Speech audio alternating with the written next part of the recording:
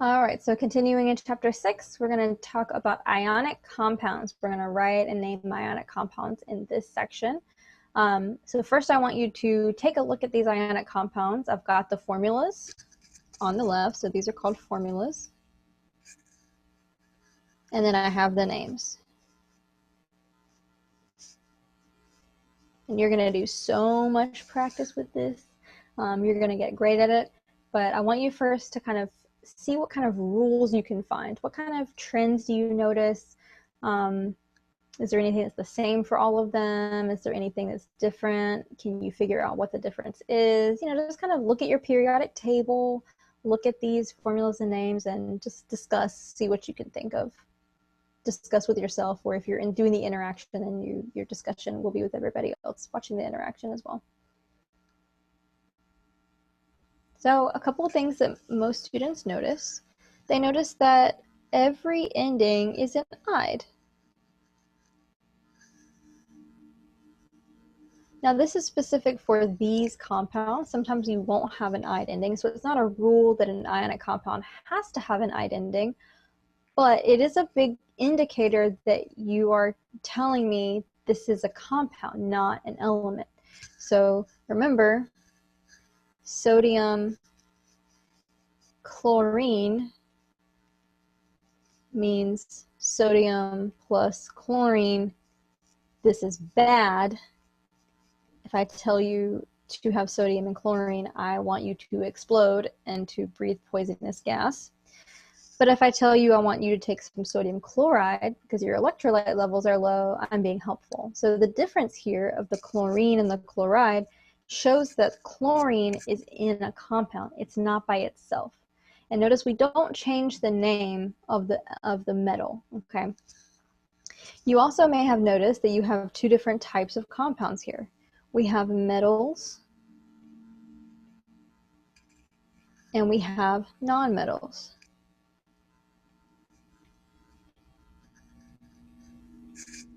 So we have metals, cannot see that.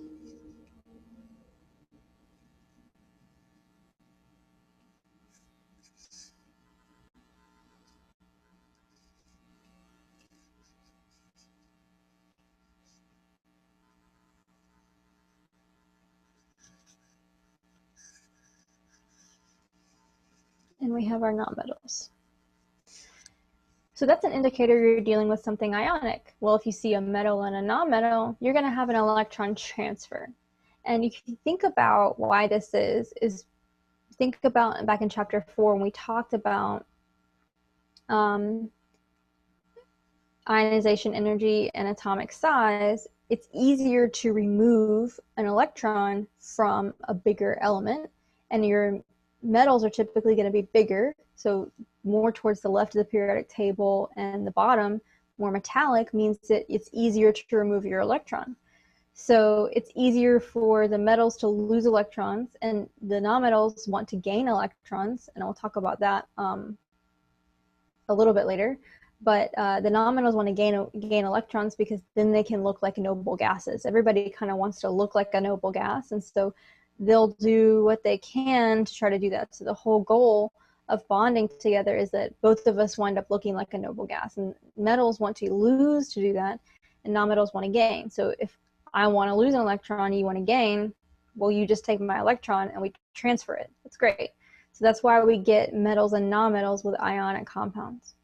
And so the last thing that a lot of students notice is that some of these have these Roman numerals.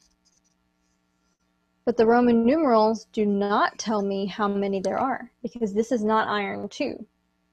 It's iron 3. So your Roman numerals are telling you the charge.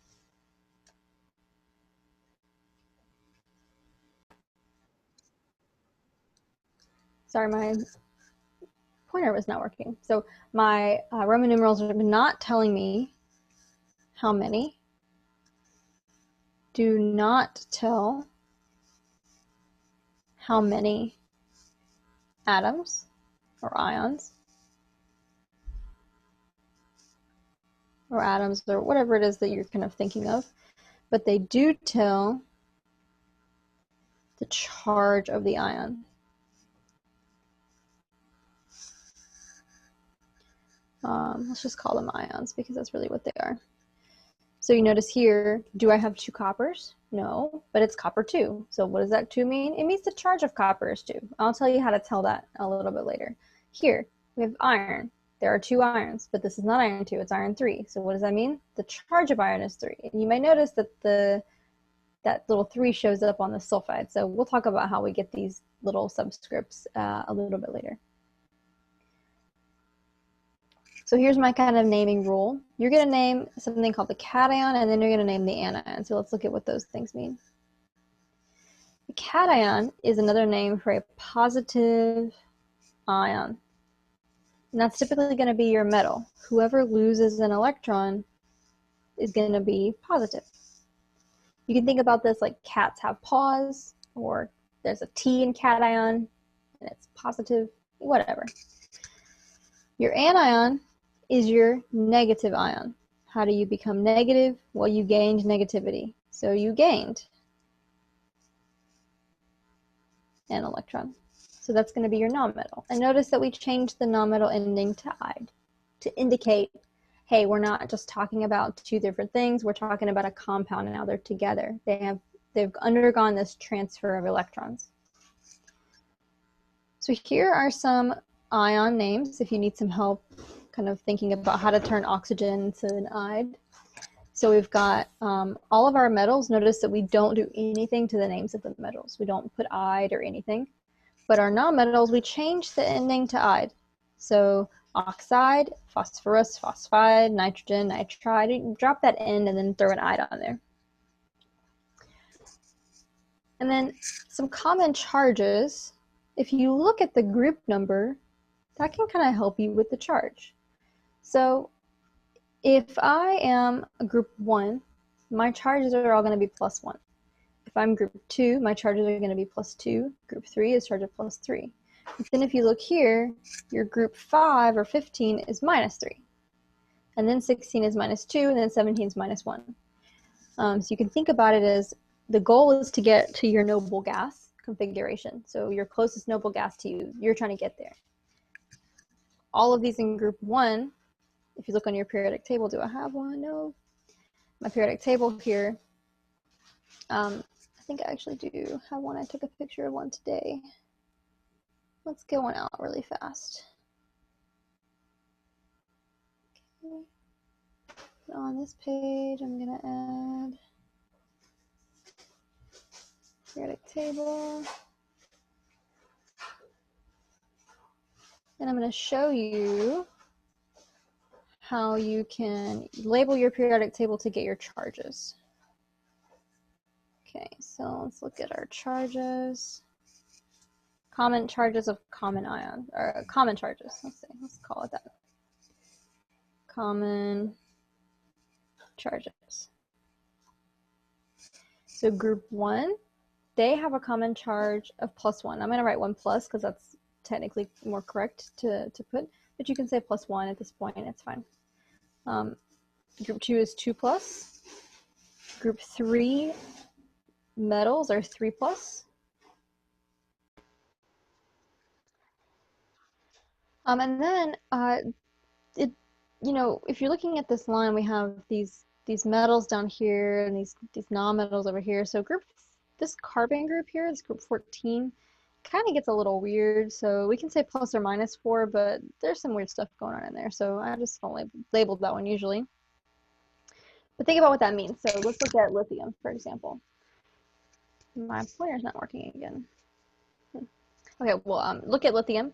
Lithium has number 3, right? So if you want to become a noble gas, it would go back to number 2, helium. So to go from 3 to 2, I gotta lose an electron. If I lose an electron, I become +1. For beryllium, I need to lose 2 to become helium. So I'll be +2, right? So you can imagine. And then over here, let's look at the nitrogen group. Nitrogen has, it can lose 5 and go back to helium, or it can gain 3 and move to neon. Well, it's easier to gain 3, so this is going to be 3- when I gain 3. And then sorry about that. And so now oxygen needs to gain 2, so it'll be 2 minus. And fluorine and the halogens need to gain 1, so it'll be 1 minus. And the noble gases are already noble gases, so they don't need to gain any. So you can see kind of a trend here. +1, +2, +3, -3, -2, -1. And that's for the whole group until you change type of element. A couple of other charges that I want you to know. I want you to know aluminum. And so you can think about 3+ here, but boron's kind of a nonmetal. So, you know, and then down here, anytime we get to the bottom of the periodic table, things get really weird. So we can't really always have the same trends. But I do want you to know aluminum is +2. And then zinc is always aluminum is +3, zinc is always +2, and sulfur is always +1. So know these three and see how they're kind of in this zigzag.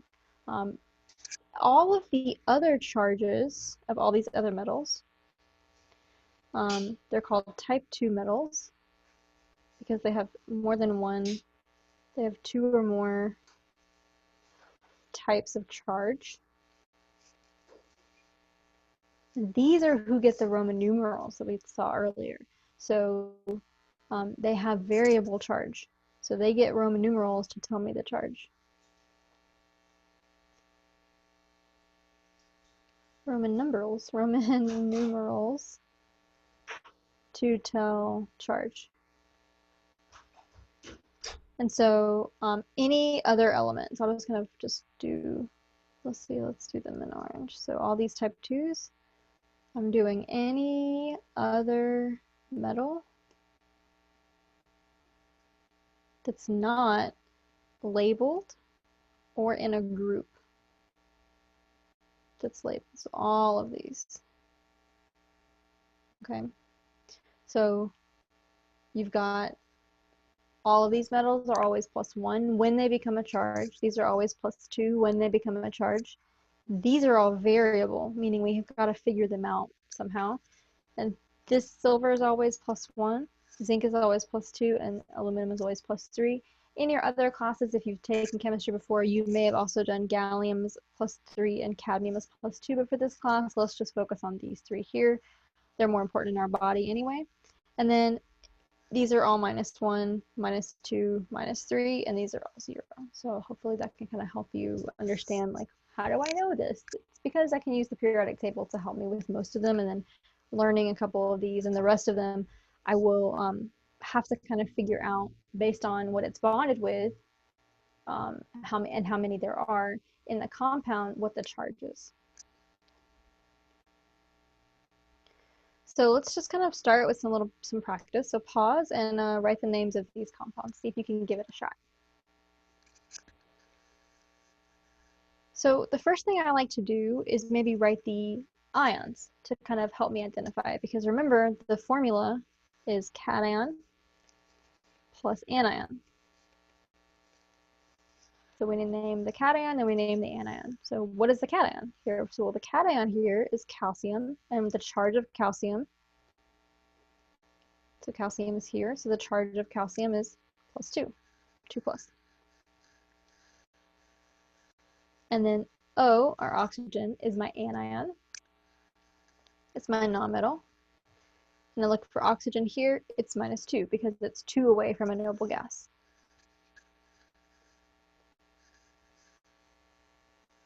So it'll be 2-. So I have 2+ and 2-. That's why there's just 1 of each. It's just a 1-to-1 ratio. 1 calcium, 1 oxygen, the charges will balance out. So I'm going to call this calcium oxide, because the name of this is calcium and the name of this is oxide. For the next one, aluminum has a charge of 3+. Go back to your periodic table if you want to see that. Oxygen has the charge of 2-. We just write aluminum oxide. Here, magnesium has a charge of 2+, and chloride has a charge of -1. You can see here why I need 2 chlorides. I need 2 -1s to balance out 1 +3. And here I need, least common multiple of 6 here, so I need to get them to add up. So we'll talk about this a little bit more in depth later, but if you're kind of noticing patterns here, we're trying to get the charges to cancel out. We want neutral compounds. This is going to be magnesium chloride. So an example that you can remember for these types of compounds is sodium chloride. That's your kind of ionic, simplest ionic compound naming. So what we've just talked about are metals that form one type of ion. They're called type 1 metals. And I labeled them in the periodic table 2 slides ago.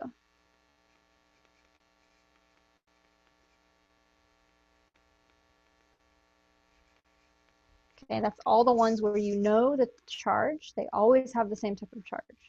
And then here, these are called your type 2 metals. I also labeled them in the slides, 2 slides back.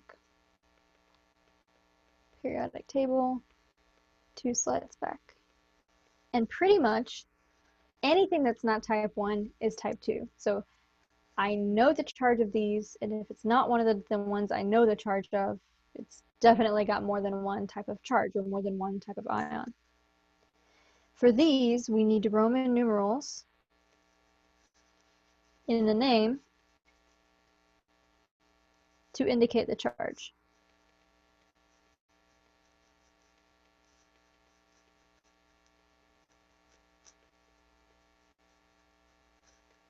So the Roman numerals go in the name to indicate the charge, because I have to tell you that. You can't just guess it. You have to like be told. I can't just, go out and buy some iron oxide. I have to tell you what charge of iron, because that's gonna, very little tiny changes in chemistry change a lot about a substance, and so I have to be very careful about that.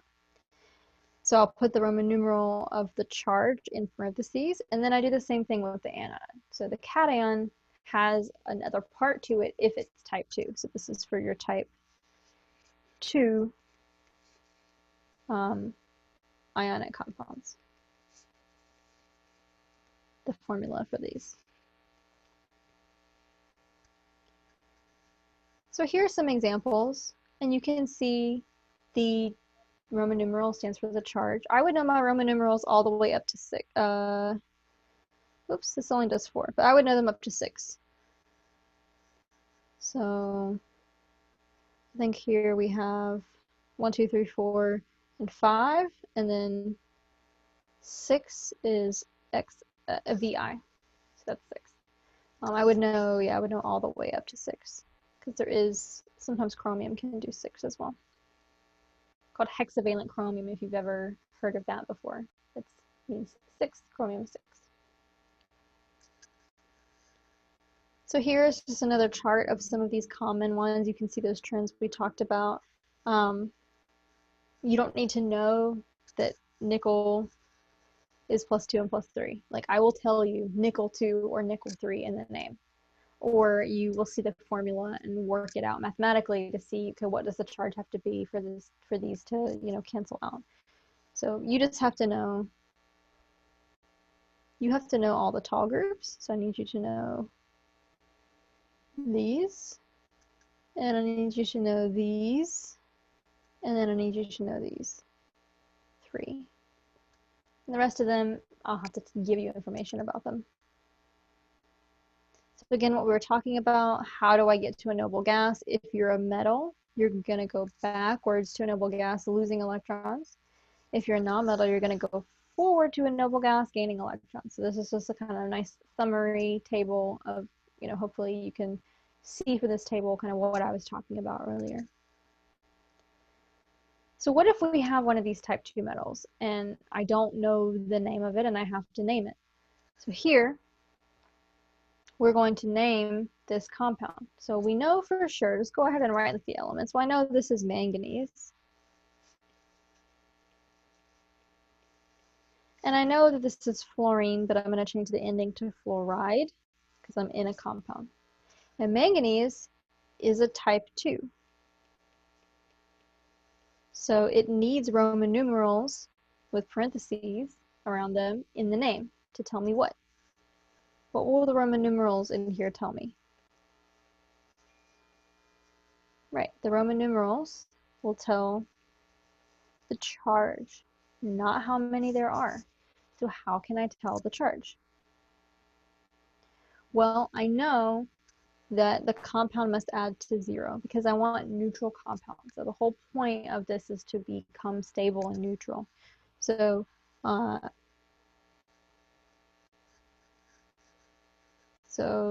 compounds must be neutral. So charges must add up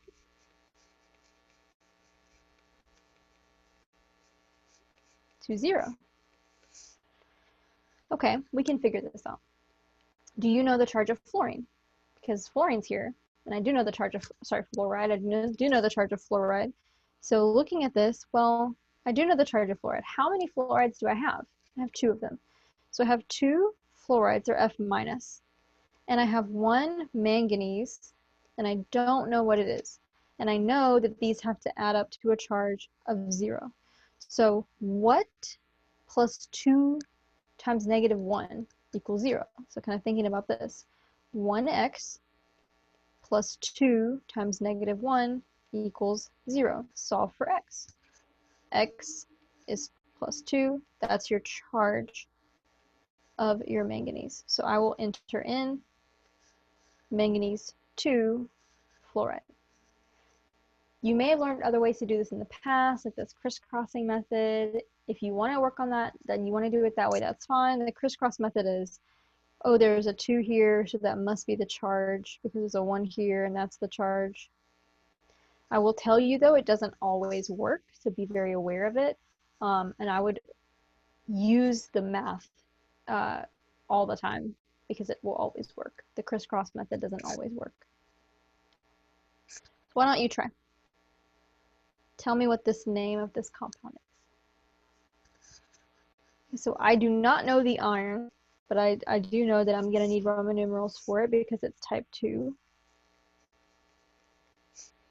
I know it's type 2 because it's not type 1. It's not one of the ones that I memorized, and I know this is chloride. So I need to know what is the charge of the iron. Well, I know the charge of chloride is -1. So I really am like, well, I don't know what this is. I could put a box there, I could put an X. I don't know what this charge is. I have 2 chlorides that I do know the charge is -1, and I know they have to add up to 0.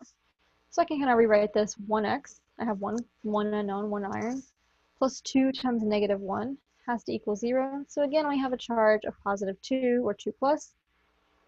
That is going to go in for my Roman numeral to tell me the iron has a 2 plus charge. Try this one. So this one, if you did the reverse crisscross, you said this was 10-2, but that's incorrect. So make sure that you're taking a very close look here. So I know it's 10, and I know I need Roman numerals, and I know it's oxide because the 10 is a type 2. So looking at the math here, I have a 10 ion, I don't know the charge. I have 2 oxygens, and each oxygen has a charge of what? 2 minus, and it has to equal 0.